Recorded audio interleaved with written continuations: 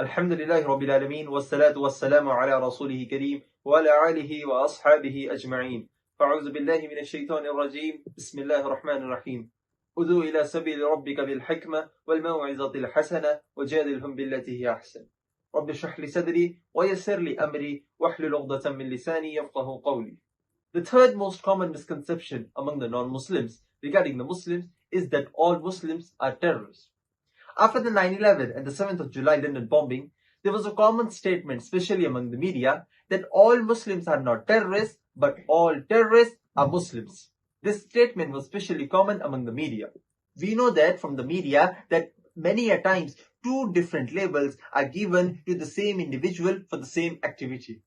For example, more than 75 years back, there were many Indians who were fighting for the freedom of this country, of India. These people, by the British government, they were called as terrorists. But we common Indians, we call them as freedom fighters, as patriots. Now, if you agree with the view of the British government that they had the right to rule over India, then you have to call these people as terrorists. But if you agree with the view of the common Indian that the British came to India to do business, they have no right to rule over us, then you have to call these people as freedom fighters, as patriots. Same people, same activity, but two different labels.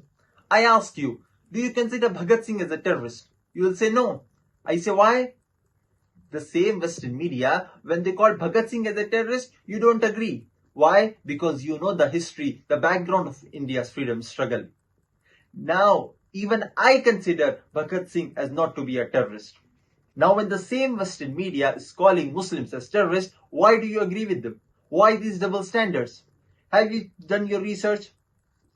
It's mentioned in the glorious Quran in Surah Hujurat, chapter 49. Allah subhanahu wa ta'ala says that when an information comes up to you, check it up before passing it up to the third person. Have you done any research? The same Western media is calling Muslims as terrorists now. Why do you agree with them? Why these double standards? And you can find several such examples in history.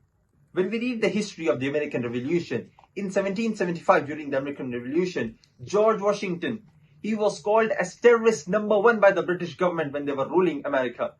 The Britishers called George Washington as terrorist number one. Later on, America gets freedom and George Washington becomes the president of USA. Imagine, terrorist number one becomes the president of USA. Same people, same activity, but two different labels. So you can find several such examples throughout history. So we realize whoever is in power, whatever label that person gives, that label gets stuck with that person. Today, according to me, media is very powerful. It can convert black into white, day into night, hero into a villain, and a villain into a hero. Unfortunately, we Muslims, we are very backward as far as media is concerned. Whatever technology is halal, whatever is permitted in the Quran and the Sunnah, we have to use it. The best way today that you can convey the message of Allah subhanahu wa ta'ala, it is through the media.